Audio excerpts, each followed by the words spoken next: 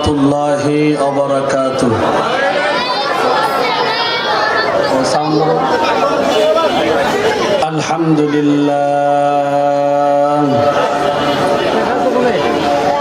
আলহামদুলিল্লাহ নাহমাদুহু ওয়া নাস্তাঈনুহু ওয়া নাস্তাগফিরুহু ওয়া নু'মিনু বিহি ওয়া নাতাওয়াক্কালু আলাইহি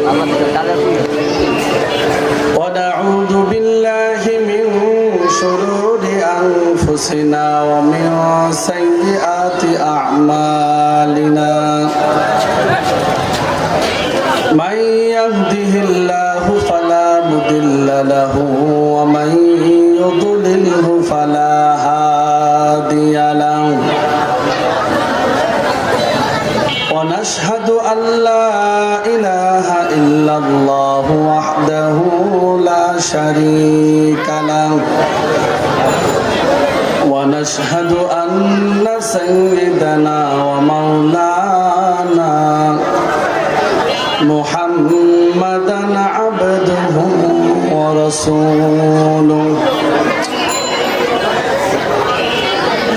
أرسله بالحق بشيرا ونذيرا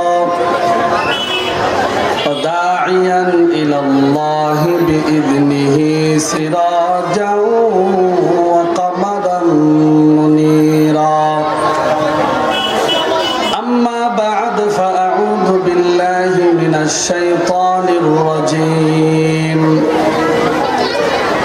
فلا وربك لا يؤمنون حتى يحكموك فيما شجر بينهم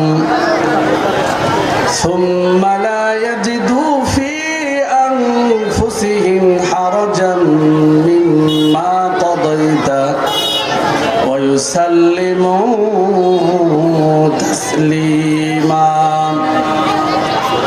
عن أنس بن مالك رضي الله تعالى عنه أن رسول الله صلى الله عليه وسلم فلما دخل عام الفتح وعلى رأسه المغفر فلما نزعه جاء رجل فقال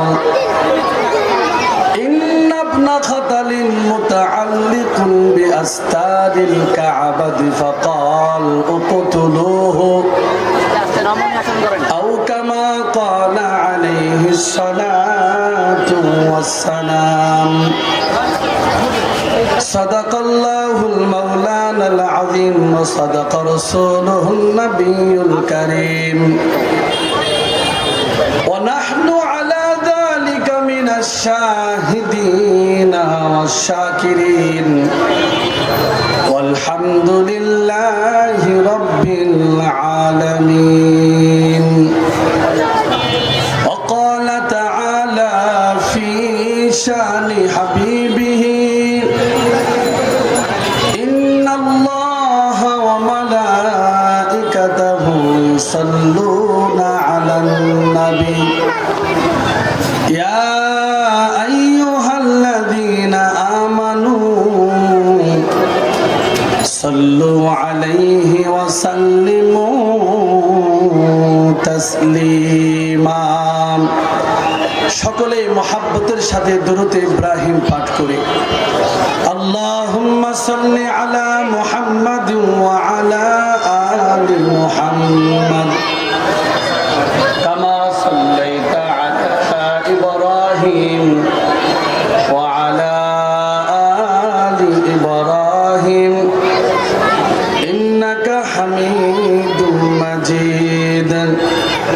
আল্লাহুম্মা বারিক আলা মুহাম্মাদ ওয়া আলা আলি মুহাম্মাদ কামা বারাকতা আলা ইব্রাহিম ওয়া আলা আলি ইব্রাহিম ইন্নাকা হামিদুম মাজিদ. खुदा की अज़मत किया है मोहम्मद मुस्तफा का जाने मकाम मुस्तफा किया है मोहम्मद का खुदा जाने बलगल उला भी कशफत दुजा भी जमालिही हसनत जमी व खिसालिही सल्लु अलैहि व आल। একটু জবান খুলে বালাগাল উলাবি। এই বাচ্চাদের স্টেজে বসান, স্টেজে এখানে শুনে বসলে ওয়াজ হবে। স্টেজে বসেন, স্টেজে আছেন, স্টেজে আছেন।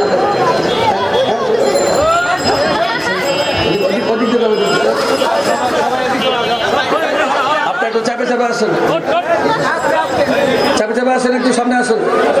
হ্যাঁ সামনে আসুন, বলুন বালাগাল উলা বিকামালিহি কাশাফাত দুজা বিজামালিহি हसनत जमी व खिसालिही सल्लु अलैहि व आले। तो जिक्र कर ला इलाहा ज़ुर ला इलाहा इल्लल्लाह ला इलाहा सबाई ला इलाहा ला इलाहा इल्लल्लाह ला इलाहा शमिल ला इलाहा इल्लल्लाह ला इलाहा इल्लल्लाह ला इलाहा ज़ुर ला इलाहा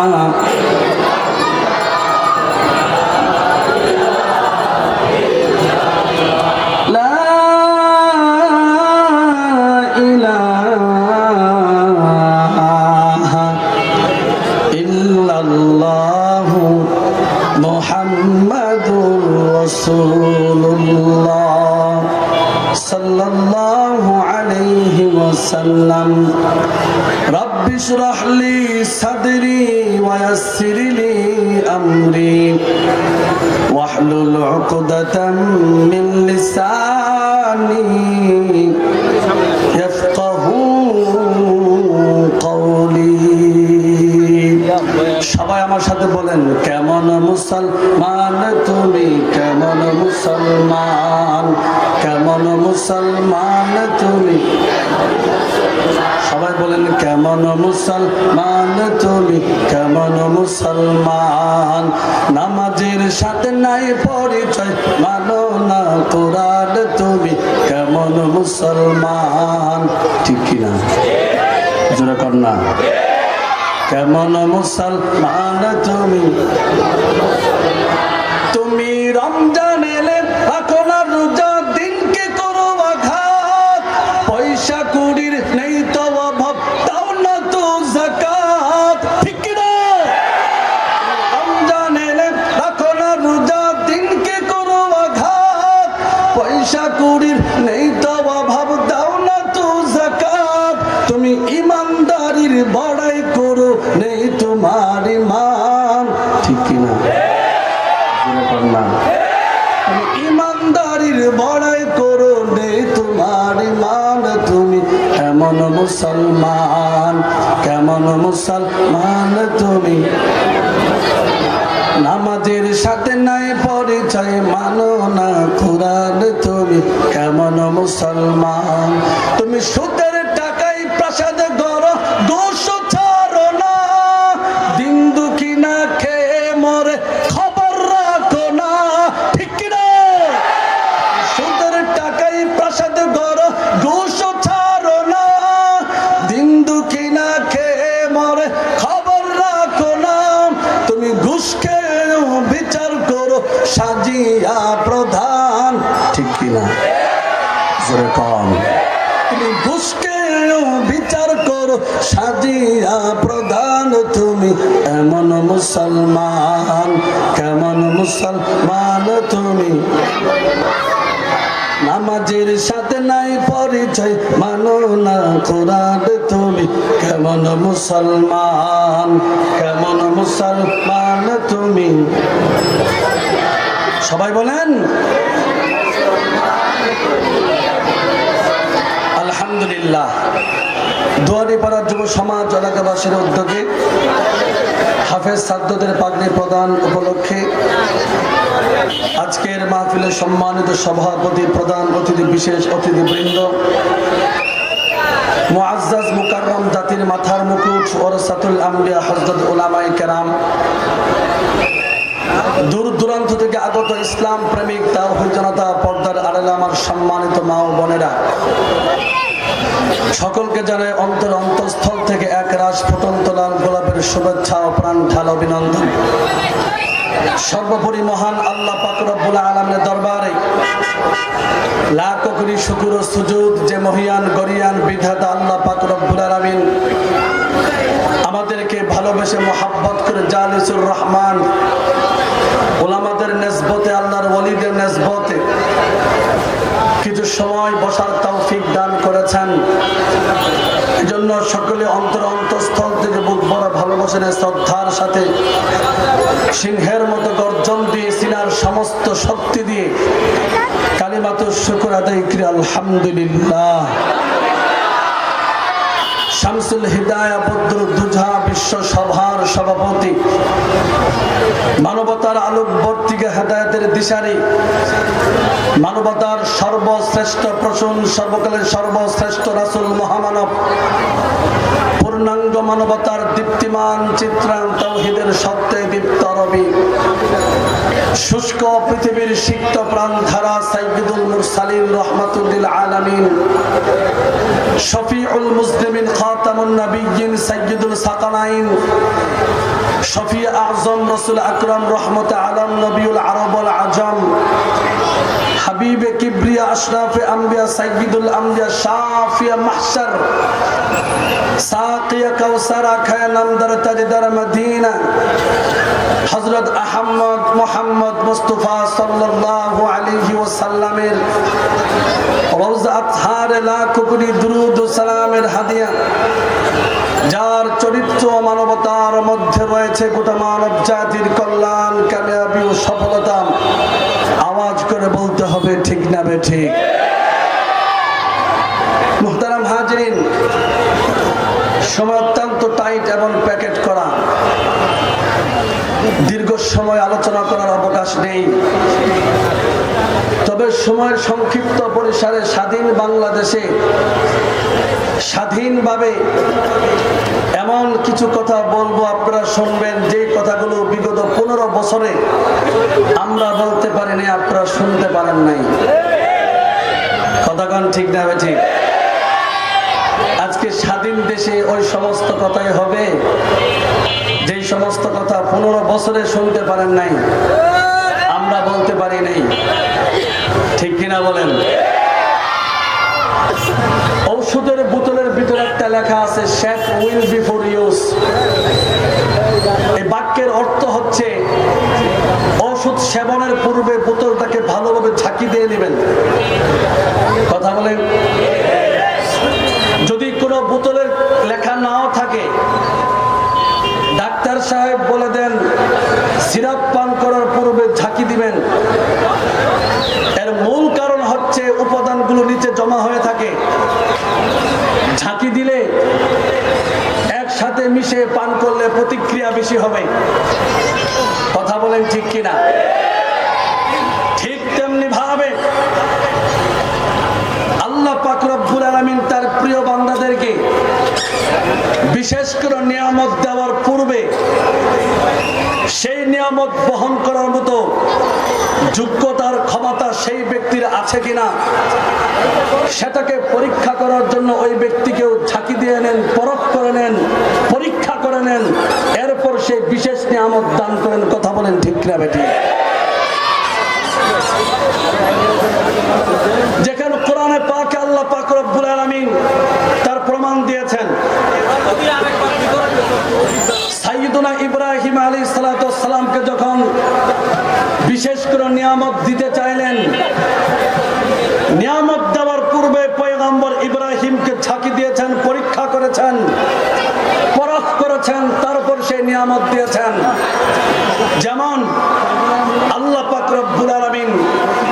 কোরআনে কারীমের মধ্যে বর্ণনা করেন, ওয়া ইযিব তালা ইব্রাহিম রাব্বুহু বিকালিমাতিন ফাআতাম্মাহুন্না। আল্লাহু আকবার বলেন। আল্লাহ বলেন, হে মুহাম্মদ, স্মরণ করুন সেই সময়ের কথা যখন ইব্রাহিমকে তার রব কিছু কথোপকথনের মাধ্যমে পরীক্ষা করেছিলেন, আর পয়গম্বর ইব্রাহিম সেই পরীক্ষায় উত্তীর্ণ হয়েছিলেন। বীরপুরের দুয়ারি বাড়ির মানুষ প্রশ্ন করতে পারেন, হুজুর, আল্লাহর মাঝে এবং ইব্রাহিমের মাঝে যে কথোপকথন হয়েছিল সেগুলো কি? খুলেন তাফসিরে জালালাইন, সব তাফসিরের কিতাবে কি কথা বিস্তারিত আলোচনা করেছেন, সেদিকে যাব না। সংক্ষিপ্ত ভাবে আপনাদেরকে আমি শুধু একটু টাচ দিয়ে সামনে যাব।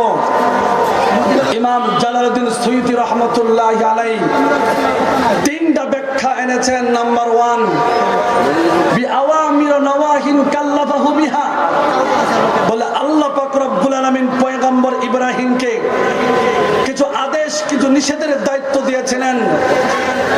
আদ্দাহুন্না তাম্মাতিন, সেই দায়িত্ব তিনি পরিপূর্ণভাবে পালন করেছেন। নাম্বার 2, ইলাহিয়া মানাসিকুল হজ, কোন কোন মুফাসসির বলেন যে আল্লাহ পাক রব্বুল আলামিন পয়গম্বর ইব্রাহিমকে হজের বিধিবিধান সম্পর্কে কিছু বিধান দিয়েছিলেন। কিতাবে লেখেন আদ্দাহুন্না তাম্মাতিন, সেই বিধানগুলো তিনি পরিপূর্ণভাবে পালন করেছেন।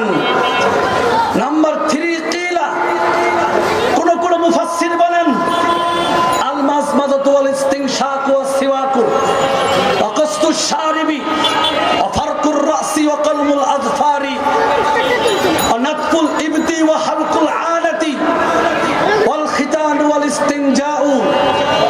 কোন কোন মুফাসসির বলেন যে আল্লাহ পাক রব্বুল আলামিন পয়গম্বর ইব্রাহিমকে 10টি আদেশ দিয়েছিলেন, 10টি বিষয়ের দায়িত্ব দিয়েছিলেন।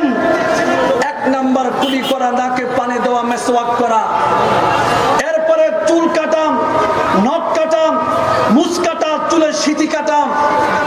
এরপরে বগল নিচে চুল ফেলানো, নাভির নিচে চুল মুন্ডন করা, খতনা করা, ইস্তেনজা করা।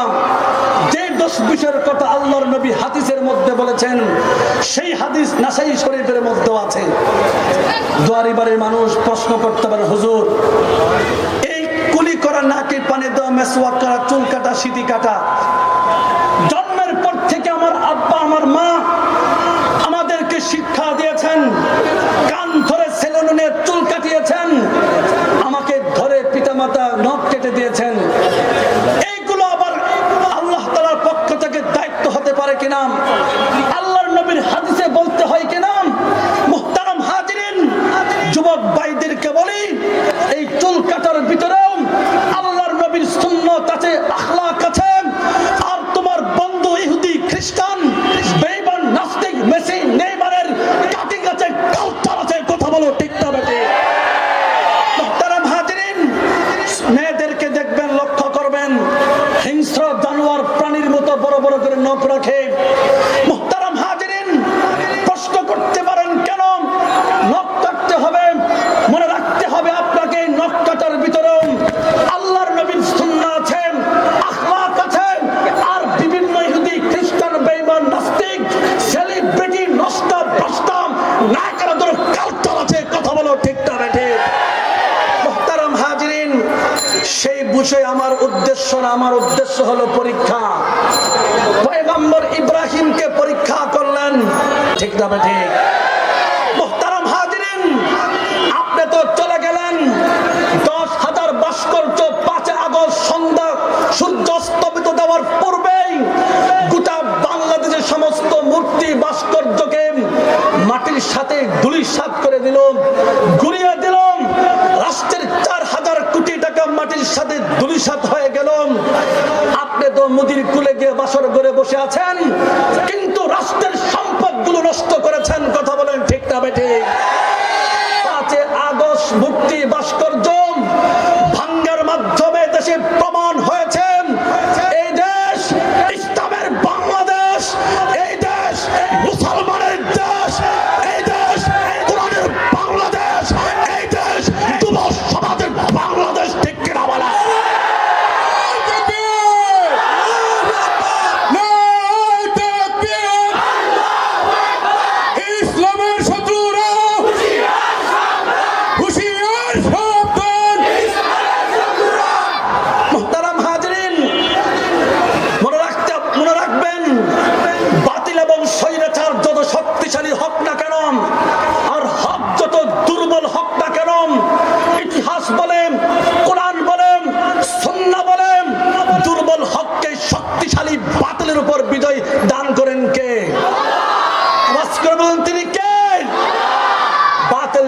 নমরুদের রূপ ধারণ করে এসেছেন, হক এসেছে মুসা কালিমুল্লাহর ইব্রাহিম খলিলার রূপ ধারণ করে। বাতিল যখন ফেরাউনের রূপ ধারণ করে এসেছেন, হক এসেছে মুসা কালিমুল্লাহর রূপ ধারণ করে। বাতিল যখন আবু জাহল উতবা শাইবা ওয়ালিদ ইবনে মুগীরা রূপ ধারণ করে এসেছেন, হক এসেছে নবী মুহাম্মদুর রাসূলুল্লাহ সাল্লাল্লাহু আলাইহি সাল্লামের রূপ ধারণ করে। বাতিল যখন হাজ্জাজ বিন ইউসুফের রূপ ধারণ করে এসেছে, হক এসেছে আব্দুল্লাহ ইবনে জুবাইরের রূপ ধারণ করে। বাতিল যখন খলিফা মানসুরের রূপ ধারণ করে এসেছে, হক এসেছে ইমাম আবু হানিফার রূপ ধারণ করে।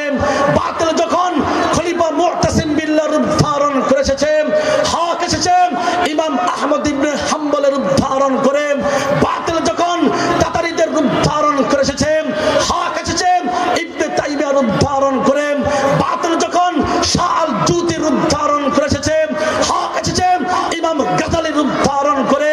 বাতিল যখন জালালউদ্দিন আকবরের রূপ ধারণ করে এসেছে, হক এসেছে মুজাদ্দিদ আল-বিসারির রূপ ধারণ করে। বাতিল যখন ইসনা আশারিয়ার রূপ ধারণ করে এসেছে, হক এসেছে শাহ আব্দুল আজিজ মুহাদ্দিস আব্দুল হবির রূপ ধারণ করে। বাতিল যখন রাজা রণজিৎ সিংহের রূপ ধারণ করে এসেছে, হক এসেছে ইসমাইল শহীদের রূপ ধারণ করে। বাতিল যখন ইংরেজদের রূপ ধারণ করে এসেছে, হক এসেছে শাহ আব্দুল আজিজ মুহাদ্দিস আব্দুল হবির রূপ ধারণ করে। বাতিল যখন শাহবাগী নাস্তিক মুরতাদদের রূপ ধারণ করে এসেছে, হক এসেছে শাইখুল ইসলাম আল্লামা শাহ আহমদ শফির রূপ ধারণ করে। বাতিল যখন গুজরাটের কসাই মুদির রূপ ধারণ করে এসেছে, হক এসেছে হাফেজ জুনায়েদ বাবুনগরীর রূপ ধারণ করে। বাতিল যখন মূর্তি ভাস্কর্য খুনি হাসিনা মাফিয়ার রূপ ধারণ করে এসেছে, হক এসেছে নিষ্ঠাবান হাফেজ বিজ্ঞ আলেম অভিজ্ঞ ফকিহ প্রাজ্ঞ মুহাদ্দিস বারবার কারা নির্যাতিত মাজলুমে বাকায়েত বর্তমান ভবিষ্যৎ প্রজন্মের অবিসংবাদিত নেতা শাইখুল হাদিস ইবনে শাইখুল হাদিস আল্লামা মামুনুল হকের রূপ ধারণ করে। ঠিক কিনা? তাকবীর! আল কোরআনের আলো, আল হাদিসের আলো, ইসলামের শত্রুরা হুঁশিয়ার সাবধান। নারে তাকবীর! মিরপুরের যুবকদেরকে বলতে চাই, তোমার আমার দেশকে নিয়ে ষড়যন্ত্র চলছে, সজাগ দৃষ্টি রাখতে হবে।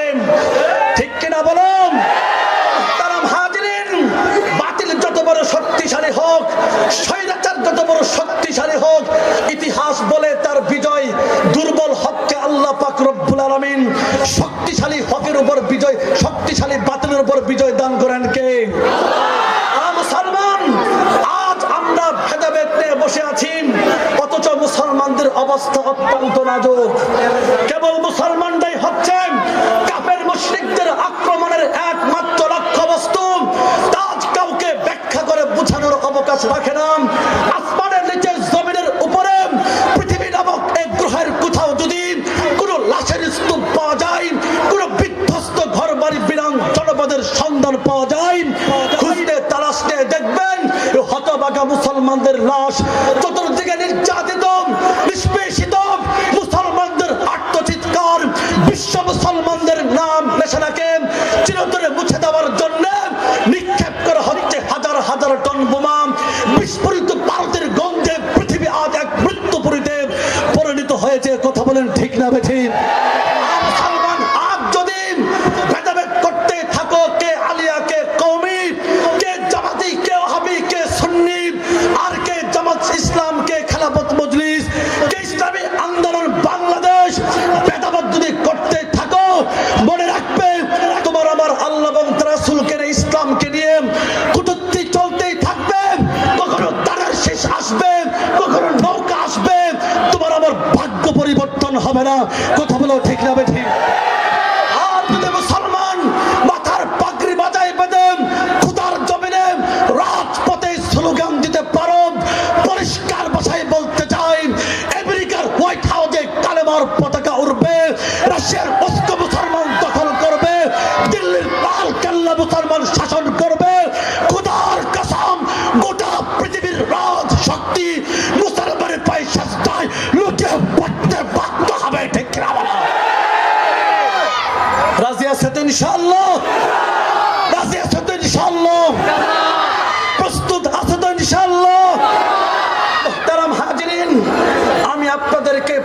পরীক্ষার কথা বলতেছিলাম, পয়গম্বর ইব্রাহিমকেও পরীক্ষা করলেন, এরপর গোটা পৃথিবীর সমস্ত মানুষের নেতা বানাইলেন।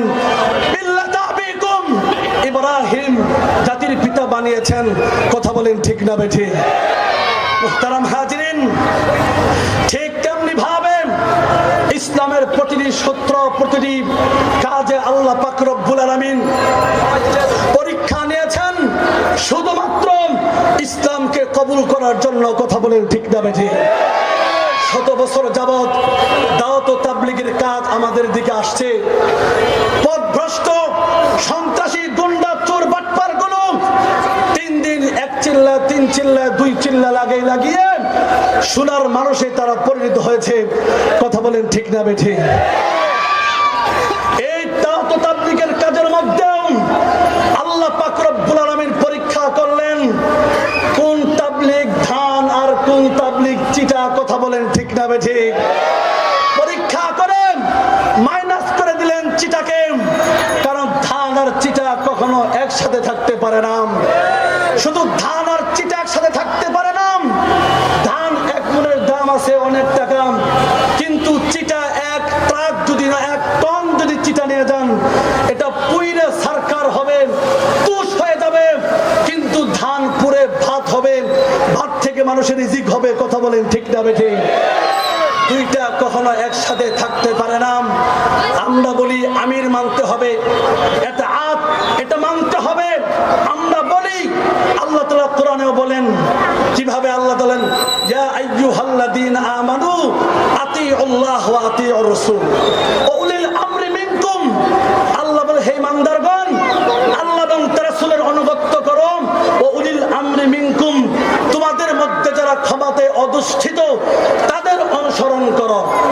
উলামায়ে কেরাম আছেন, উলিল আমরি মিনকুম দ্বারা সমস্ত মুফাসসির, সমস্ত মুহাদ্দিস, সমস্ত স্কলার, সমস্ত লুগাত এবং সমস্ত ভাষাবিদরা বলে উলিল আমর দ্বারা উদ্দেশ্য হলো যার ভিতরে ইসলামের শরীয়তের একদম পর্যাপ্ত পরিমাণ জ্ঞান আছে। কথা বলেন ঠিক না বেঠিক?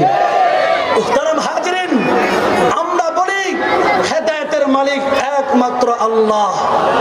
কথা বলেন ঠিক কিনা? বলেন তো, নিজামউদ্দিন মার্কাজ আমাদেরকে হেদায়েত দিতে পারবে? মক্কা শরীফ আমাদেরকে হেদায়েত দিতে পারবে? মদিনা শরীফ আমাদেরকে হেদায়েত দিতে পারবেন? কাকরাইল মসজিদ হেদায়েত দিতে পারবেন? টঙ্গীর ময়দান কি আমাদেরকে হেদায়েত দিতে পারবে? হেদায়েতের মালিক কে? মুহতারাম হাজিরিন, আল্লাহ পাক রব্বুল আলামিন বলেন, আতিউল্লাহ আতিউর রাসূল ওয়া উলিল আমরি মিনকুম। আল্লাহ এবং তার রাসূলের অনুগত্য করো এবং আলেমদের অনুগত্য করো। প্রশ্ন করতে পারে, হুজুর মাওলানা সাদ কান্দলবি সন্ত্রাস, ডাকাত, চোর, বাটপার, ইহুদিদের দালাল, সেও তো একজন আলেম। কথা বলেন ঠিক না বেঠিক? আমি বলি সে আলেম না জালেম একটু পরীক্ষা করে আসেন। সে একজন আলেম, লেবাসধারী আলেম, পড়াশোনা করছে, ঠিক আছে, কিতাব পড়ছে, কিন্তু এলেমের সাথে হেলেম থাকতে হয়। এলেম শিকার সাথে উস্তাদদের নেক নজর থাকতে হয়। সেটা আছে কিনা সেটা একটু পরীক্ষা করি। সে কি বলে যে ক্যামেরাওয়ালা মোবাইল পকেটে রাখা জায়েজ নাই। সে বলে ক্যামেরাওয়ালা মোবাইল যদি কেউ পকেটে রাখে নামাজ পড়ে তার নামাজ হবে না। কোন আলেম যদি বলে নামাজ হবে, 3 বার কসম খেয়ে বলতে সে আলেমের সুর, সে একটা গাদা গাদা গাদা। অথচ সমস্ত ফকিহ, সমস্ত মুহাদ্দিস, সমস্ত মুফাসসির বলেন এটা কোনোভাবেই সমস্যা নাই। ক্যামেরাওয়ালা মোবাইল পকেটে রেখে সবখানে যাওয়া জায়েজ, কোনো সমস্যা নাই। সে বলে শরীয়তের বিরুদ্ধে কথা, ইহুদি খ্রিস্টানদের এজেন্ট বাস্তবায়নের জন্য। কথা বলে ঠিক না বেঠিক? আসেন, সে কি বলল? সে বলল যে মোবাইলে কোরআন শরীফ শ্রবণ করা, মোবাইলে কোরআন শরীফ পড়া প্রস্রাবের পাত্র থেকে দুধ পান করার মতো। আরো জোরে বলে নাউজুবিল্লাহ। ইসলাম বিরোধী কথা। আবার সে কি বলল যে পয়গম্বর মুসা আলাইহিস সালাম তিনি উম্মতকে রেখে কিতাব আনতে গেছেন, এটা ভুল করেছেন। নাউজুবিল্লাহি মিন যালিম। অথচ সমস্ত মুসলমানের 1 নম্বর আকীদা হলো সমস্ত নবী মাসুম। কথা বলেন ঠিক না বেঠিক? সে বলে পয়গম্বর মুসা ভুল করেছে। বলেন সে একজন আলেম নাকি শুধু জালেম বললে ভুল হবে, সে একটা খুনি, সন্ত্রাসী, স্বৈরাচারের দূষর, দিল্লির লাল কুত্তাদের এজেন্ট। কথা বলেন ঠিক না বেঠে? মুহতারাম হাজিরিন, উলিল আমর মিনকুম, যে ব্যক্তি আলেম তাকে অনুসরণ করবেন। আমাদেরকে অনেকে বলে আমরা জুবায়ের পন্থী, নাউজুবিল্লাহি মিন যালিক। আমরা জুবায়ের পন্থী না, আমরা জুবায়ের পন্থী না। আমলের সুরার মাধ্যমে যে তাবলীগ চলে, সেই তাবলীগের অনুযায়ী আমরা কাজ করি। আমরা কোনো আলেমের পূজা করি না। কথা বলেন ঠিক না বেঠে? মুহতারাম হাজিরিন, তাদের কর্মকাণ্ড দ্বারা স্পষ্ট হয়ে গিয়েছে যেই সমস্ত কুলাঙ্গাররা রাতের অন্ধকারে খেট ভেঙ্গে ঘুমন্ত মানুষের উপর, তাহাজ্জুদ গুজার মানুষের উপর, তাসবিহ পড়নেওয়ালা মানুষের উপর, পাহারাদার ওয়ালা মানুষের উপর, বৃদ্ধ বাবাদের উপর রাতের 3টা বাজে যখন আল্লাহর রহমত নাজিল হয়, ওই সময় যারা ঘাট ভেঙ্গে নিরহ নিরস্ত্র মানুষের উপর যারা সশস্ত্র হামলা চালায়, সে যাই হোক না কেন, সে কখনো তাবলীগের লোক হতে পারে না। কথা বলেন ঠিক না বেঠে? পরিষ্কার ভাষায় বলতে চাই, ওয়াসিফুল ইসলাম, কুলাঙ্গার উসামা, কুলাঙ্গার মুআজ বিন নূর, আর যতগুলো কুলাঙ্গার আছেন, গ্রেফতার করে তাদেরকে দৃষ্টান্তমূলক শাস্তি দিতে হবে। কথা বলেন ঠিক না বেঠে? আর যদি শাস্তি দিতে ব্যর্থ হয়, পরিষ্কার ভাষায় বলতে চাই, এই কুলাঙ্গারদেরকে বাংলার জমিনে দাফন করার জন্য প্রয়োজনে ৭১ কায়েম হবে, ৫ আগস্ট ঘটবে। খোদার কসম, গোটা বাংলাদেশ কারবালার ময়দান কায়েম হবে। ঠিক কিনা বলা?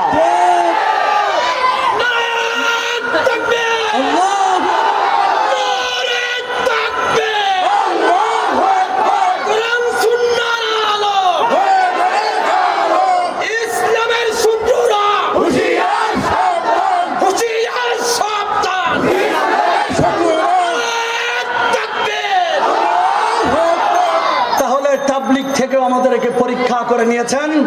এখন পরীক্ষা আমরা দিয়েছি, রক্ত আমরা দিয়েছি। এখন এই দেশে তাবলীগ চলবে একমাত্র আমলি সুরার মাধ্যমের তাবলীগ। কথা বলেন ঠিক না বেঠে? পরীক্ষা করার পরে আল্লাহ পাক রব্বুল আলামিন তাবলীগকে বিশুদ্ধ করলেন। বলেন, আমরা যখন বাজারে যাই, বাজারে একটা কাঁঠাল যখন কিনি, ঠুকে ঠুকে টিপে টিপে দিয়ে কাঁঠালটা পাকে না কাঁচা। কথা বলেন ঠিক কিনা? আমরা যখন একটা আম কিনি, আম টিপে টিপে দেখি পাকে না কাঁচা। আমরা যখন একটা পাতিল কিনি, ঠুকে ঠুকে দেখি পাতিলটা পাকে না কাঁচা। কথা বলেন ঠিক না বেঠি? মুহতারাম হাজিরিন, ঠিক তেমনি ভাবে আসমানের নিচে, জমিনের উপরে, জমিনের নিচে বলেন, আসমানের উপরে বলেন, পুলসিরাত বলেন, আখিরাত বলেন, মিজান বলেন, সব জায়গায় আমার নবীর চাইতে বড় আর নিয়ামত হতে পারে না। কথা বলেন ঠিক না বেঠি? এই নবীকে যখন আমাদের মাঝে দিলেন, 3 ব্যক্তিকে পরীক্ষা করলেন। দাদা আব্দুল মুত্তালিব, মা আমেনা আর বাবা আব্দুল্লাহকে পরীক্ষা করার পর এরপরে আমাদের মাঝে আল্লাহর নবীকে প্রেরণ করলেন। এই নবীকে যা আমাদের মাঝে দিলেন, বলেন তার একটা মান সম্মান ইজ্জতের ব্যাপার স্যাপার আছে না নাই? তাবাস করে বলেন, আছে না নাই? আল্লাহর নবীর ইজ্জতের কি তিনি গ্যারান্টি দিলেন? ইজ্জতকে কিভাবে হেফাজত করলেন? নাম তার আবু বকর সিদ্দিক রাদিয়াল্লাহু তাআলা আনহু। কথা বলেন ঠিক না বেঠি? ফার্স্ট ক্লাসের একজন মুসলিম, কিন্তু আবু বকরের পিতা হলো আবু কুহাফা। সে ফার্স্ট ক্লাসের একজন মুশরিক, একজন বেঈমান, একজন কাফের। বাসা থেকে আবু বকর এবং তার পিতা আবু কুহাফা একসাথে বের হইল। বের হওয়ার পর আবু কুহাফা বাসার সামনে একটা দোকান ছিল, দোকানে বসছে। বসে বসে দোকানদারের সাথে আলাপচারিতায় লিপ্ত হয়েছে। আমাদের সমাজের যত চায়ের দোকান আছে দেখবেন, সব চায়ের দোকানগুলো হলো গিবত অফ ইন্ডাস্ট্রি আনলিমিটেড কোম্পানি। কথা বলেন ঠিক না বেঠি? তারা হাজিরিন, এটা নতুন কিছু নয়।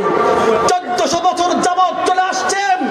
আবু কুহাফা, আবু বকরের বাবা, ফার্স্ট ক্লাসের একজন মুশরিক, সে দোকানদারের সাথে কথা বলতে বলতে আপনার আমার নবীকে হঠাৎ করে সে গালি দিয়ে বসছে, কটূক্তি করেছে। কিন্তু আবু বকর তাগড়া যুবক, বৃদ্ধ বাবার কলারটা ধরে সামনে এনে দাঁড় করিয়ে তার গালের ভিতরে শক্ত এমন এক থাপ্পড়া দিয়েছে, আবু কুহাফা মুখ থুপড়ে জমিনের ভিতরে পড়ে গেছে, বেহুশ হয়ে গেছেন।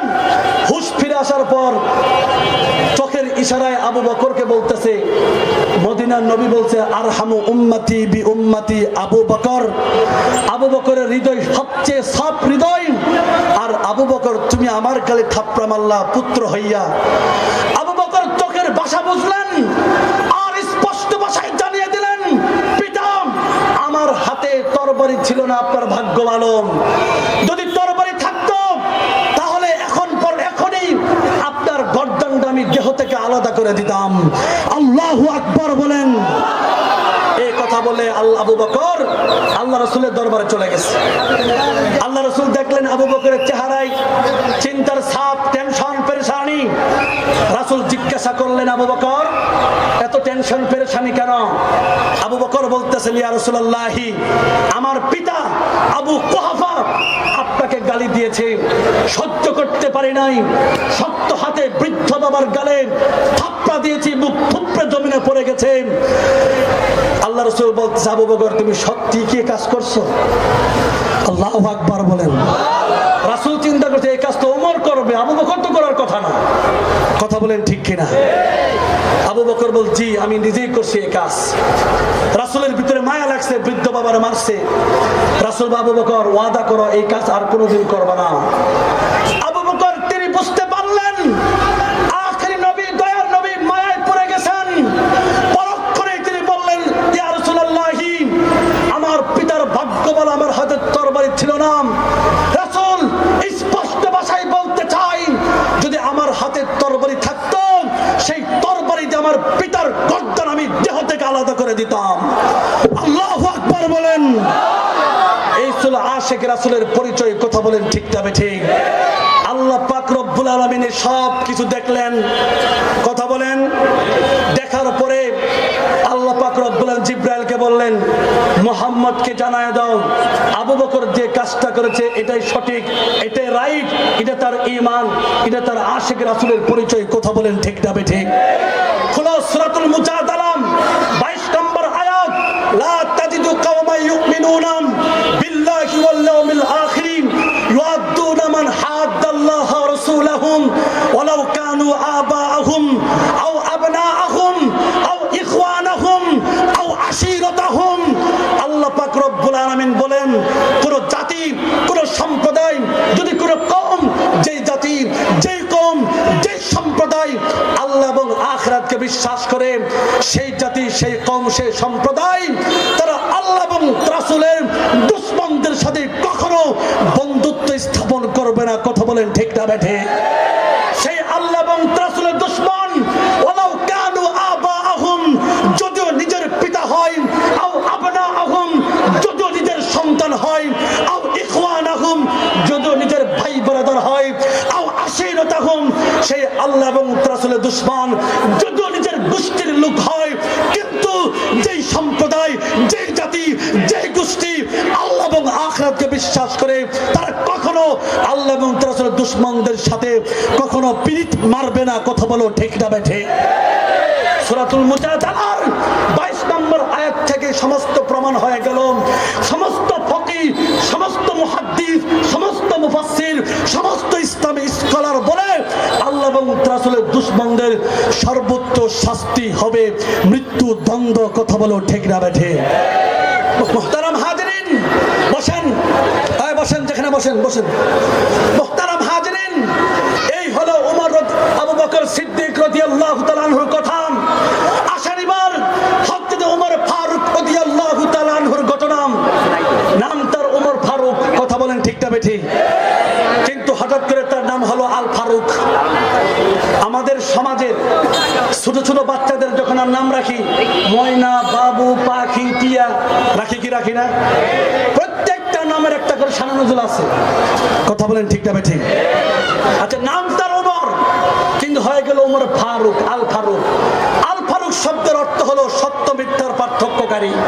কিভাবে হলো আসেন একটু যাচাই করে পর্যালোচনা করি। দুই ব্যক্তি ঝগড়া লাগছে। কয় ব্যক্তি? কথা বলেন, কয় ব্যক্তি? দুই ব্যক্তি ঝগড়া লাগার পরে মীমাংসার জন্য রাসূলের দরবারে গেছে। আল্লাহ রাসূল বিচার করে দিলেন, তুমি সত্যবাদী, তুমি মিথ্যাবাদী। ওই দুই লোক ঘর থেকে বের হয়ে সব মিথ্যাবাদী লোকটা বলে, বিচার মানে তাল গাছটা আমার। কথা বলেন ঠিক না বেঠিক? এই বিচার আমি কি? আপনাদের সমাজে যেমন গাওড়া লোক নাই, হ্যাঁ, যেমন শেখ হাসিনা, স্বৈরাচার শেখ হাসিনা ছিল। কথা বলেন ঠিক না বেঠিক? হাজার হাজার ছাত্র মারছে, মৃত্যু রেলে এসে কান্দে। কথা বলেন ঠিক না বেঠিক? মানে লাশ পড়ুক, ক্ষমতা আমার দরকার। কথা বলেন ঠিক না বেঠিক? এই শেখ হাসিনা নতুন না, 1400 বছর আগে থেকে চলে আসতেছে। কথা বলেন ঠিক কিনা? বিচার মানে তাল গাছ আমার। সত্যবাদী লোকটা আশ্চর্য হয়ে গেল। আখেরি ভাবে বিচার করে, তাহলে বিচার মানবি না তো যাবি কার কাছে? বলে চলো আমরা আবু বকরের দরবারে যাই। চলো আবু বকরের দরবারে। আবু বকরের দরবারে গেছে, বিচার করছে। সত্যবাদী লোকটা বলে এই বিচার আল্লাহ রাসূল করে দিয়েছেন। আবু বকর বলতেছে যে বিচার রাসূল করছেন, সমাধান করে দিয়েছেন, সেই বিচার আমি নাক গলাতে পারবো না, কলম ধরতে পারবো না। দরবার থেকে বের করে দিল। বের হয়ে বলতেছে বিচার মানে তাল গাছ আমার, এই বিচার আমি মানি না। বুঝেন না এই কথা? বিচার আমি। সত্যবাদী লোকটা আশ্চর্য হয়ে গেল। সর্বশ্রেষ্ঠ মানুষ বলল, বিচার করে দিল। এরপর আবু বকর বিচার করলো, মানবি না তো এখন যাবি কার কাছে? তাই আমরা উমরের দরবারে যাবো। কার দরবারে? কামুসিনি, কামুসিনি। যেই উমর রাস্তায় একবার হাঁটলে 40 দিন শয়তান ঢুকতো না। কথা বলেন ঠিক কিনা? যেই উমরের নাম শোনায় বাচ্চাদেরকে ঘুম পাড়াইছে, সেই উমরের দরবারে যাব। সত্যবাদী লোকটা মুস্কি হাসি আর বলতেছে, যাও যাও, এবার খেলা হবে। কথা বলেন ঠিক না বেঠিক? মুহতারাম হাজিরিন, কেমন আশিক রাসূল ছিল! হে যুবক, কেমন আশিক ছিল দেখো। তোমার ভালোবাসা আর উমরের ভালোবাসার ভিতরে কম্পেয়ার করো, দেখো কার ভালোবাসা বেশি। উমরের দরবারে যাওয়ার পরে উমরের সব কিছু শুনছেন। আবু বকর সত্যবাদী লোকটা বলতেছে, উমর এই বিচার আল্লাহ রাসূল করছে, বিচার মানে নাই। আবু বকর করছে, বিচার মানে নাই। এখন আপনার দরবার আসছে। উমর বলতেছে, তোরা দুইটা এনে খাড়া, আমি একটু ভিতর থেকে আসি। কথা বলেন ঠিক কিনা? ভিতর থেকে একটু আসি।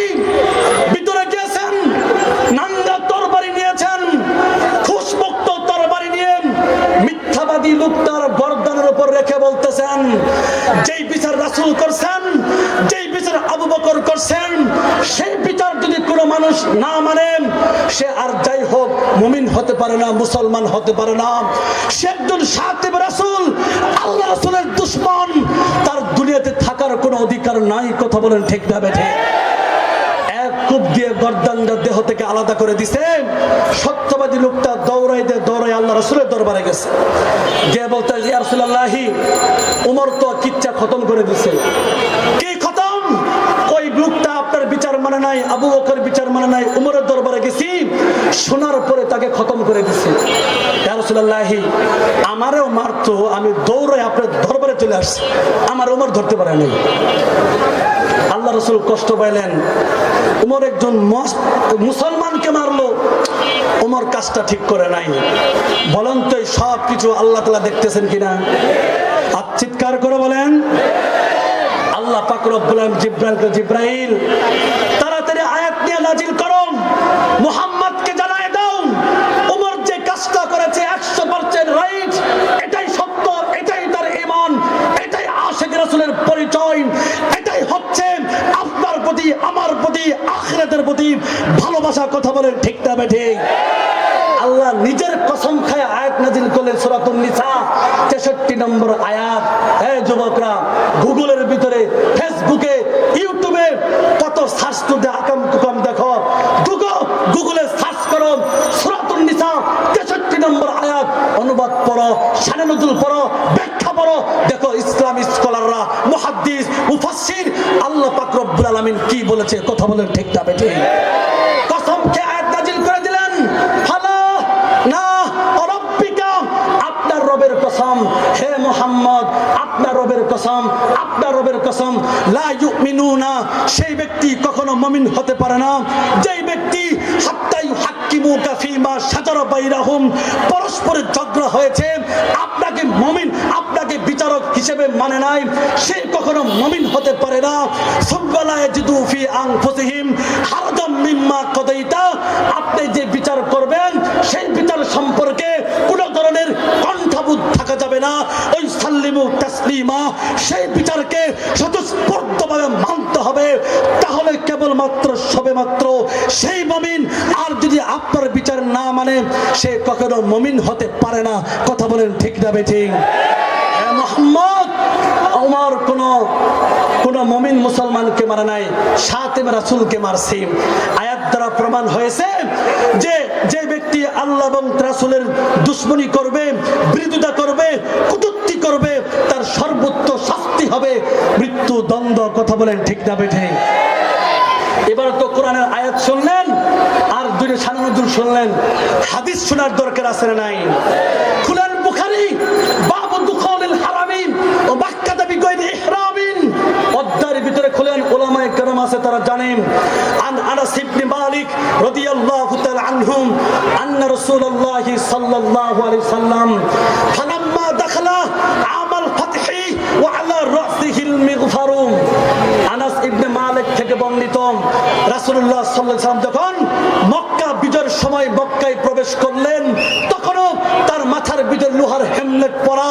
ফালাম্মা নাযাহু, যখন হেমলেট খুললেন, যা রাজুলুন, একজন লোক আসলো, ফাকাল, এসে বলল, ইন্নাবনা খাতালিন মুতাআল্লিকুন বিআস্তারিল কাবাতি, ইবনে খাতাল কাবা শরীফের গিলাফ ধরে বসে আছে, আমরা কি করব? ফাকাল, রাসূল বললেন, উকতুলুহু, তাকে সেখানে হত্যা করো। মুহতারাম হাজিরিন, প্রশ্ন করতে পারেন, হুজুর, হেরেমের ভিতরে যারা প্রবেশ করে, কাবা শরীফের চত্বরে যারা ঢুকে, হত্যাকাণ্ড নিষিদ্ধ, রক্তপাত নিষিদ্ধ, উকুন মারা জায়েজ নাই, চুল ফেলানো জায়েজ নাই, নখ কাটা জায়েজ নাই। আর ফতে মক্কার সময় রাসূল বলেছেন, যারা হেরেমের ভিতরে ঢুকবে, আবু সুফিয়ানের ঘরের ভিতরে ঢুকবে, তাদের সব কিছু মা। কথা বলেন ঠিক কিনা? আল্লাহ রাসূল যখন প্রধানমন্ত্রী, তিনি তখন ইবনে খাতালকে দায়িত্ব দিলেন, তুমি মক্কা মদিনার কর আদায় করবা, মদিনার কর আদায় করবা, কর। এই কর আদায়ের দায়িত্ব দিলেন। তার সাথে একজন আনসারী সাহাবী আর একজন গোলাম দিলেন সহযোগিতা করার জন্য। ইবনে খাতাল চলতে চলতে রাস্তার মাঝখানে গিয়ে একটা মুরগি তার গোলামকে দিলেন, দিয়ে বললেন, এটা ভুনা করে তোমরা নিয়ে আসবা। কিন্তু ভুনা করতে গিয়ে গোলাম ভুলে গেছে যে ভুনা করতে হবে। 1 ঘন্টা পরে ইবনে খাতাল বলে, আমার মুরগিটা দাও। গোলাম বলতেছে, পাক করতে ভুলে গেছি, আমার খেয়াল ছিল না। বেয়াদব ইবনে খাতাল এই কথা শোনা মাত্রই গোলামকে হত্যা করে ফেলেছে, গর্দান উড়াই দিছে। গর্দান উড়াই দেওয়ার পরে ইবনে খাতাল সে আর মদিনায় ঢুকে নাই, মক্কার ভিতরে ঢুকছে। ঢুকার তার চিন্তা হলো, যদি আমি মদিনায় যাই, আল্লাহ রাসূল আমার কাছে কিসাস নেবে, হত্যার বদলে হত্যা নেবে, মদিনায় আমি যাব না, মক্কায় চলে গেছে। মক্কায় যাওয়ার পরে সে মুরতাদ হয়ে গেছে। সে একজন কবি ছিল, কবিতার মাধ্যমে আল্লাহ এবং রাসূলকে নিয়ে কটূক্তি করেছে, আল্লাহ রাসূলের স্ত্রীদেরকে নিয়ে সে মাঝে মন্তব্য করেছে, সাহাবায়ে কেরামদেরকে বাজে মন্তব্য করেছে, সাহাবীদের স্ত্রীদেরকে নিয়ে বাজে মন্তব্য করেছে। রাসূল এতটাই কষ্ট পাইলেন যে ফতে মক্কার সময় ইবনে খাতাল চিন্তা করলো যে কাবা শরীফের গিলাফ ধরে রাসূল মনে হয় মারবে না। কথা বলেন ঠিক কিনা? চালাকি করে বেচারা তো কাবা শরীফের গিলাফ ধরছে। আবু বুরজা, সাদ ইবনে হারেসা, দুইজন সাহাবী রাসূলকে সংবাদ দিল, ইবনে খাতাল তো কাবা শরীফের গিলাফ ধরে বসে আছে। রাসূল বলে, তাকে সেখানে হত্যা করো। আবু বুরজা বলে, ওখানে তো হত্যাকাণ্ড নিষিদ্ধ। রাসূল বলেন, আবু ইবনে খাতালের জন্য আল্লাহ পাক রব্বুল আলামিন আমার কাছ থেকে কিছুক্ষণ সময়ের জন্য সেই বিধান উঠিয়ে নিয়েছেন, তাকে হত্যা করো।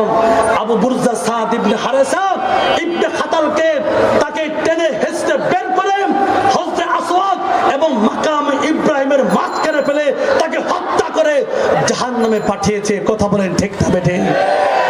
দুইটা আয়াত বুখারী শরীফের হাদিস প্রমাণ করে, আল্লাহ এবং রাসূলের দুশমনি যারা করবে তার সর্বোচ্চ শাস্তি হবে। সবাই বলেন আরো জোরে বলেন। আল্লাহ এবং তার রাসূলের দুশমনের সর্বোচ্চ শাস্তি মৃত্যুদণ্ড।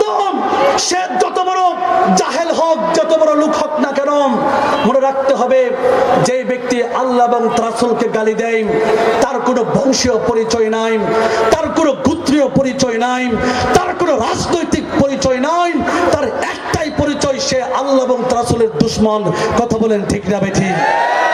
তারা হাজিরিন, কেন রাসূলকে গালি দিলে তার সর্বোচ্চ শাস্তি মৃত্যুদণ্ড? আমরা বলি রাসূলুল্লাহ সাল্লাল্লাহু আলাইহি সাল্লাম মানব সভ্যতার অহংকার। রাসূলুল্লাহ সাল্লাল্লাহু আলাইহি সাল্লামের কাছে গোটা মানব জাতির ঋণী। তিনি পৃথিবীকে একটি উন্নত, সমৃদ্ধ, আলোকিত সমাজ উপহার দিয়েছেন। কিন্তু দুঃখজনক হলেও সত্য যে মানব জাতির প্রতি এত বড় অনুগ্রহশীল এই মহামানবের প্রতি এক শ্রেণীর অমানুষ পাপিষ্ঠ নরধম প্রায় অবমাননাকর মন্তব্য করে নিজেদের হীন মানসিকতার জানান দেয়। রাসূলুল্লাহ সাল্লাল্লাহু আলাইহি সাল্লামের অতুলনীয় পবিত্র চরিত্রে কালেমা লেপনের অপচেষ্টা চালায়। এতে করে স্বাভাবিকভাবেই রাসূল প্রেমিক মুসলিম উম্মাহর হৃদয়ে রক্তক্ষরণ ঘটে। প্রতিবাদে আর সমুদ্র হিমাচল কেঁপে ওঠে। জনপদে জনপদে বিক্ষোভের দুহের আগুন জ্বলে ওঠে। অনেক সময় সাম্প্রদায়িক দাঙ্গা বেঁধে যায়, ফলে বিপর্যয় আর বিশৃঙ্খলা আগুনে সমাজ পুরে সরকার হয়। কথা বলেন ঠিক না বেঠিক? আমরা বলেছিলাম স্বাধীনতার 53 বছরে কত শাসক গত হয়েছে, কোন শাসক মুসলিম উম্মার কথা কর্ণপাত করে নাই। আমরা বলেছিলাম যে নাস্তিক এবং মুরতাদ আল্লাহ এবং রাসূলের দুশমনদের সর্বোচ্চ শাস্তি হবে মৃত্যুদণ্ড। কোন শাসক আজ পর্যন্ত কর্ণপাত করে নাই। কথা বলেন ঠিক না বেঠিক? এই দেশে দাউদ হাজারী নামক এক কুলাঙ্গার ছিল, আল্লাহ এবং রাসূলকে গালিগালাজ করেছিল। আমরা বলেছিলাম দাউদ হাজারীর সর্বোচ্চ শাস্তি মৃত্যুদণ্ড হবে, কিন্তু শাসক, তখনকার শাসক কর্ণপাত করে নাই। মুসলমান, আজ যদি কুলাঙ্গার দাউদ হাজারীর বিচার হতো, কুলাঙ্গার সালমান রুশদির জন্ম বাংলার জমিনে হতো না। সালমান রুশদির বিচার হলেন কুলাঙ্গার ডক্টর আহমদ শরীফের জন্ম বাংলার জমিনে হতো না। ডক্টর আহমদ শরীফের বিচার হলেন কুলাঙ্গার হুমায়ুন আজাদের জন্ম বাংলার জমিনে হতো না। হুমায়ুন আজাদের বিচার হলেন কুলাঙ্গার তসলিমা নাসরিনের জন্ম বাংলার জমিনে হতো না। তসলিমা নাসরিনের বিচার হলেন কুলাঙ্গার ফরিদা রহমানের জন্ম বাংলার জমিনে হতো না। ফরিদা রহমানের বিচার হলেন কুলাঙ্গার শ্যাম বাসিলার জন্ম বাংলার জমিনে হতো না। শ্যাম বাসিলার বিচার হলেন শ্যামল কান্দির জন্ম বাংলার জমিনে হতো না। শ্যামল কান্দির বিচার হলে কুলাঙ্গার কবি শামসুর রহমান কবির চৌধুরীর জন্ম বাংলার জমিনে হতো না। তার বিচার হলে কুলাঙ্গার হাসানুল হক এনু, রাশেদ খান মেনন, মুফতিচুরা শাহরিয়া কবিরের জন্ম বাংলার জমিনে হতো না। তার বিচার হলে কুলাঙ্গার ইমরান ঈদ সরকার, কুলাঙ্গার লতিফ সিদ্দিকী, কুলাঙ্গার আসাদুরের জন্ম বাংলার জমিনে হতো না। এটাকে বলা হয় অনলি অন ডুস কমপ্লিট ফরফুর ডিলেট। এক নাস্তিককে ফাঁসির কাস্তে ঝুলিয়ে শত নাস্তিককে সাইজ করার বিধান আল্লাহ পাক রব্বুল আলামিন ইসলামে বাতলে দিয়েছেন। কথা বলেন ঠিক না বেঠিক? আল্লাহ এবং রাসূলকে গালিগালাজ করবেন, আল্লাহ এবং রাসূলকে গালিগালাজ করবেন, জীবন থাকবে কি থাকবে না পরোয়া করব না। খোদার কসম, নাস্তিক মুরতাদদেরকে, আল্লাহ এবং রাসূলের দুশমনদেরকে শাহজালালের পুণ্যভূমিতে থাকতে দেওয়া হবে না, থাকতে দেওয়া হবে না। ঠিক কিনা? নারায়ে তাকবীর, ইসলামের শত্রুরা নারায়ে তাকবীর, বাংলাদেশের শত্রুরা নারায়ে তাকবীর। মুহতারাম হাজিরিন, দুয়ারিবাড়ি যুব সমাজকে বলতে চাই, তোমরা তো আমাদের কাছে আম কাঁঠালের বিচির চাইতো দামি। কথা বলেন ঠিক না বেঠিক? একটা আম কাঁঠালের বিচির ভিতরে লক্ষ লক্ষ আম কাঁঠাল লুকায়িত থাকে। ঠিক তেমনি ভাবে একজন যুবকের ভিতরে লক্ষ কোটি মানুষের হেদায়েতের মশাল থাকে। কথা বলো ঠিক না বেঠিক? আরে তোমরা যেখানে রক্ত দিয়েছ সেখানে বিজয়ের সূর্য উদিত হয়েছে। কথা বলেন ঠিক না বেঠিক? যেমন 52 ভাষা আন্দোলন চলতেছিল, যুবক তোমরা যখন রক্ত দিয়েছ 52 ভাষা আন্দোলন সফল হয়েছে। 69-এ গণ অভ্যুত্থানের আন্দোলন চলতেছিল, যুবক তোমরা যখন রক্ত দিয়েছ 69-এ গণ অভ্যুত্থানের আন্দোলন সফল হয়েছে। 71-এ স্বাধীনতা বিপ্লবের আন্দোলন চলতেছিল, যুবক তোমরা যখন রক্ত দিয়েছ 71-এ স্বাধীনতা বিপ্লবের আন্দোলন সফল হয়েছে। 75-এ সিপাহী বিপ্লবের আন্দোলন চলতেছিল, যুবক তোমরা যখন রক্ত দিয়েছ 75-এ সিপাহী বিপ্লবের আন্দোলন সফল হয়েছে। 90-এ স্বৈরাচার পতনের আন্দোলন চলতেছিল, যুবক তোমরা যখন রক্ত দিয়েছ 90-এর স্বৈরাচার পতনের আন্দোলন সফল হয়েছে। 94-এ তাসলিমা নাসরিন যখন দেশ বিরোধী স্বাধীনতা বিরোধী ষড়যন্ত্র করতেছিল, যুবক তোমরা যখন টেকনাফ থেকে তেতুলিয়া পর্যন্ত স্লোগান তুলেছিলে এক দফা এক দাবি, তসলিমা তুই কখন যাবি। যেই তসলিমা বুরকার বিরুদ্ধে ধারণ করেছিল সেই তসলিমা বুরকা পরে মামুর বাড়ি দিল্লিকে পড়েছিল। কথা বলো ঠিক না বেঠিক? 2013 সালে শাহবাগীর নাস্তিকার মুরতাদরা যখন আল্লাহ এবং রাসূলকে গালিগালাজ করতে থাকলো, শীর্ষস্থানীয় আলেমদেরকে নিয়ে যখন কটূক্তি করলো, বয়োবৃদ্ধ মুরব্বী শাইখুল ইসলাম আল্লামা শাহ আহমদ শফী যখন তোমাদেরকে ডাক দিয়েছিল, হে যুবক টেকনাফ থেকে নিয়ে তেতুলিয়া পর্যন্ত, রূপসা থেকে পাথুরিয়া পর্যন্ত তার ডাকে সাড়া দিয়ে শাপলা চত্বরে একত্রিত হয়ে রাতের অন্ধকারে এক সাগর রক্ত ঢেলে দিয়েছিলে। কথা বলো ঠিক না বেঠিক? সেদিন নাস্তিক আর মুরতাদের গোষ্ঠীরা গর্তের ভিতরে ঢুকেছিল।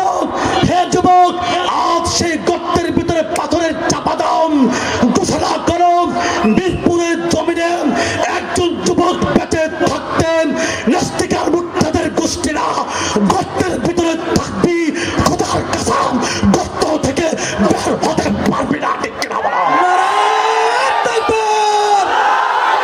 নারায়ে তাকবীর! নাস্তিকের বাচ্চারা নারায়ে তাকবীর! ইসলামের শত্রুরা নারায়ে তাকবীর!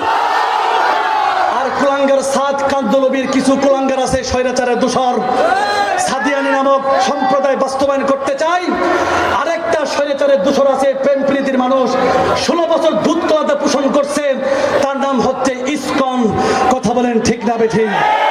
এই মোদির ক্ষমতার দাপট দেখিয়ে বাংলাদেশের মুসলমানদেরকে তারা রোহিঙ্গা মনে করে। কথা বলেন ঠিক না বেঠিক?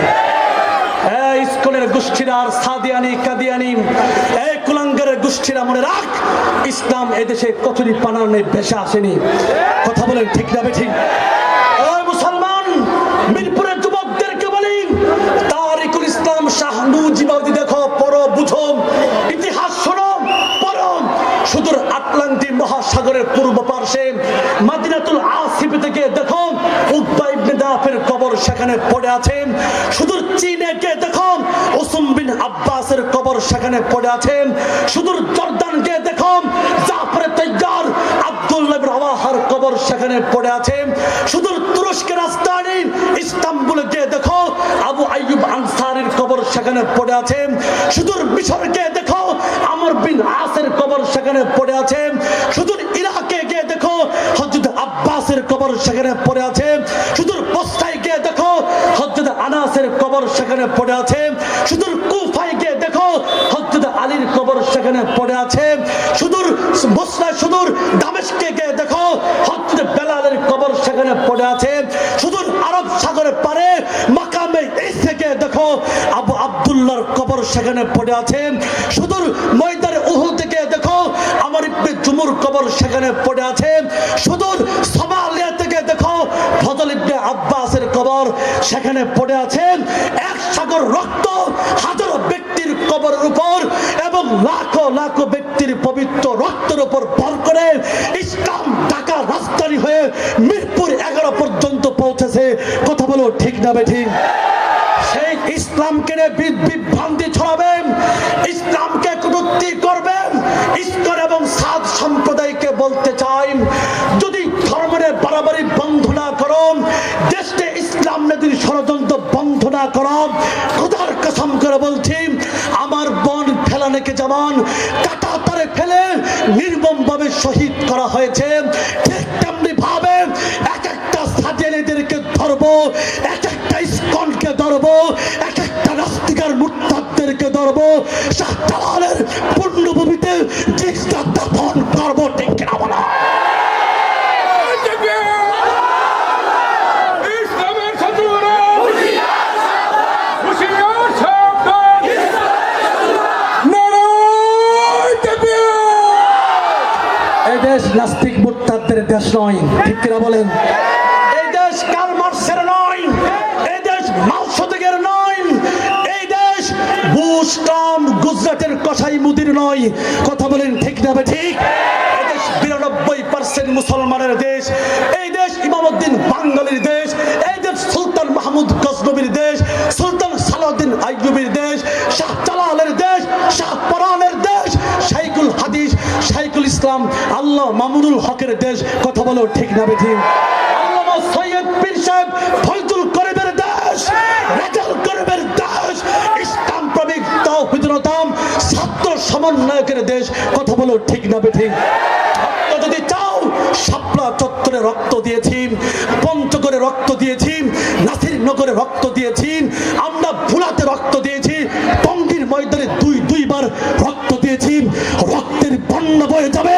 খোদার কসম, নাস্তিকার মুরতাদদেরকে আমরা বাংলার জমিনে বরদাস্ত করব না, বরদাস্ত করব না, ঠিক কিনা বলা? নারায়ে তাকবীর।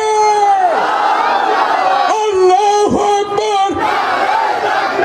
ইসলামের শত্রুরা হুঁশিয়ার সাবধান। টঙ্গীর ময়দানে হামলা করো, সাদিয়ানি জবাব দাও, সাদিয়ানি জবাব দাও। মুহতারাম হাজরিন, শেষ কথা আপনাদেরকে বলতে চাই, শেষ কথা বলি। আফাই মাঝে মাঝে বলে চট করে বাংলাদেশে ঢুকবে, এই কথা বলেন ঠিক তবে ঠিক? আমরা বলে আসেন, একবার ছাত্র জনতা কিক মারছে, শ্বশুর বাড়ি দিল্লি গিয়ে পড়ছেন, আবার ইসলাম প্রেমিক তাওহীদি জনতা আপনাকে কিক দিবে, মুদির পকেটে গিয়ে পড়বেন, কথা বলেন ঠিক তবে ঠিক? ওই ফোন করলে হুমকি মারেন দেশ দখল করবেন, দিল্লি থেকে ফোন করলে ঢাকা দখল করবেন।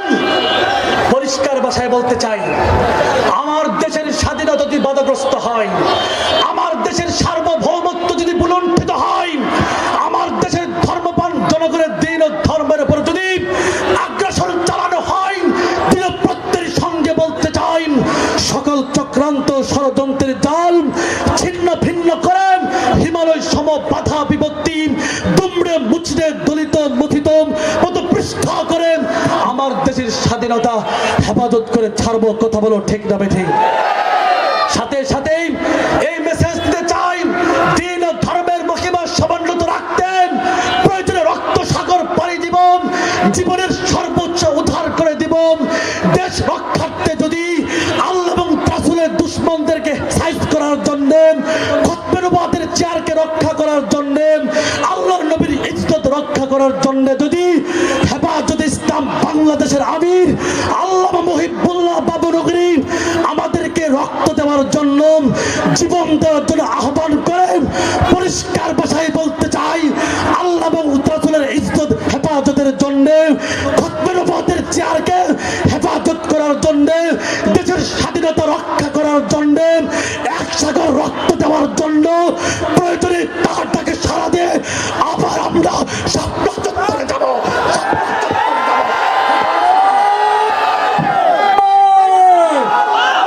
আল্লাহু আকবার। ইসলামের শত্রুরা হুঁশিয়ার সাবধান। সাদিয়ানি রাস্তা না ভেঙে দাও, চুরিয়ে দাও, ভারতের দালালেরা হুঁশিয়ার সাবধান। মুহতারাম হাজরিন, 1971 সালে যুদ্ধ করে দেশ পেয়েছি, কথা বলেন ঠিক কিনা? 5 আগস্ট যুদ্ধ করে দেশকে দখল মুক্ত করেছি, কথা বলেন ঠিক কিনা? ইসলাম এখনো প্রতিষ্ঠা হয়নি, ঠিক না? ঠিক বলেন? আগামীতে এমন এক বিপ্লব হবে, যে বিপ্লবের নেতৃত্ব